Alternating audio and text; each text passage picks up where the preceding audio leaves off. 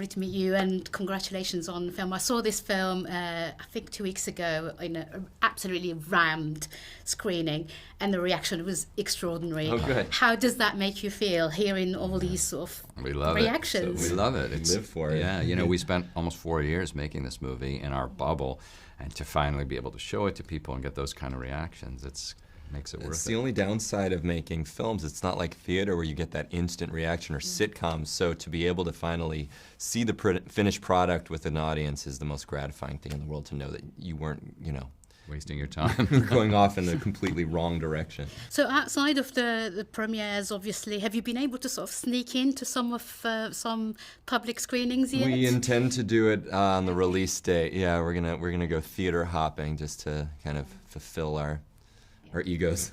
Let me ask you, were you both fans of the game, obviously? Yeah. I think that's what most people want to know. What made you decide to sort of take on this project? Yeah, we both played. I played as a kid, and John played as a kid, and then again, more recently as an adult. And I think, for me, it was just about the freedom of the game, that you can create the game as you go, which is a lot like movie making in a way. You're writing a screenplay and creating characters and an ensemble, and sending them on an adventure. And we saw the potential to do a fantasy movie that was different from the ones you've seen. Mm-hmm. You two have worked on, I believe, 3 or 4 projects so far, direction-wise. What's so different about this one? Because you lean towards comedy, obviously, and sort of more sort of reality rather than fantasy. Yeah. What was so different about this project for you two? We dipped our toe in the water of genre straddling with game night. We definitely wanted to embrace the thriller components of that Fabulous film. Movie. Oh, thank you so much. So this was kind of the next step for us. It's a big step because it's a much bigger movie and many more genres that we're kind of playing within. But we knew we wanted to do something that was ambitious and grand and prove that you can really tell a story that is unique in how it's told. So yeah, that was our intention. And for the fans of the game, obviously, are there any tidbits there? Like personally, I've never played D&D, but I know so many people who do. Are there any like Easter eggs peppered inside? Yeah, there are dozens of Easter eggs. Not even Easter eggs. They're right there on the surface. Every spell, every monster in here comes from the lore. But you don't need to know that to enjoy it. Exactly, yeah. Another thing about the film that I loved, I think loads of people are saying this, that reminds them a lot of sort of the old adventure, like 80s or 90s adventure movies, like The Goonies and etc.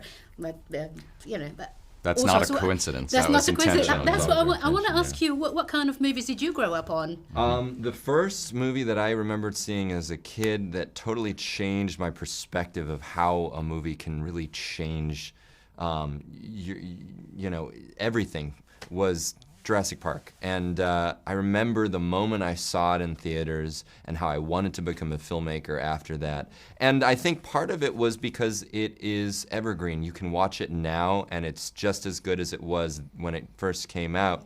And to me, it was also just the simplicity of that story and characters that you can get behind and understand the intentions of immediately, but also on a technical level, the way that Spielberg was able to fuse practical and visual effects in a way that was kind of mind-blowing. It was really interesting to us. I was probably Richard Donner's Superman for me. I mean, it came right at the right moment in my childhood, and even though the effects now look somewhat rudimentary, it blew my mind. And Superman was one of my favorite characters, and to be able to see it on the screen.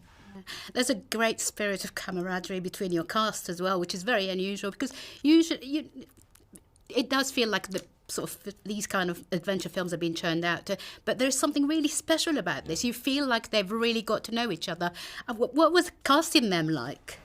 It was a lengthy process. It often is, but it was so great as it came together. It kind of felt like we were really assembling our adventuring party.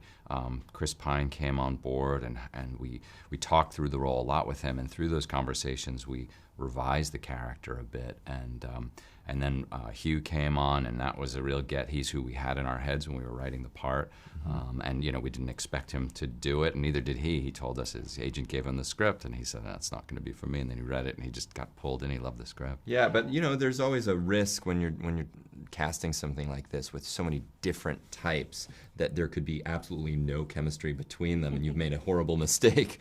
But, I mean, I think the fact that they are so disparate and the fact that they are so unique in their own way is what makes it special, because they all do have this common ground that they all found when doing the film, which is much akin to the common ground that players of the game have. You don't have to be like your fellow player to find something in common that you know, helps you. Yeah, I want to go back on to the subject of Hugh as my last question, because, I mean, I don't know if you're aware of his status here as a British national treasure, and I think I think he gets all the best lines in the movie, by the way. How was working for him? Did you write specific things for him? Absolutely. Yeah, you know, once you have, we always have a certain voice in our head when we're writing a part, and the Hugh voice is so specific and easy to kind of do. The great thing about writing for Hugh is you can underwrite it, because you know he's going to sell it with his attitude and with the tone he gives it. He always puts a spin on it that's interesting and unexpected. And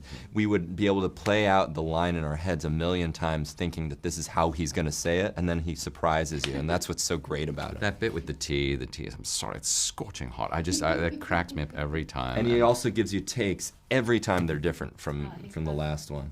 Thank you very much, and congratulations on everything, and it's really a fabulous movie. Thank you. Thank you. Ladies and gentlemen, you're watching Hey You Guys! Hey You Guys, huh? Hey, you guys. Is that from the Goonies? It is indeed, yeah. Nice. Hey, you guys!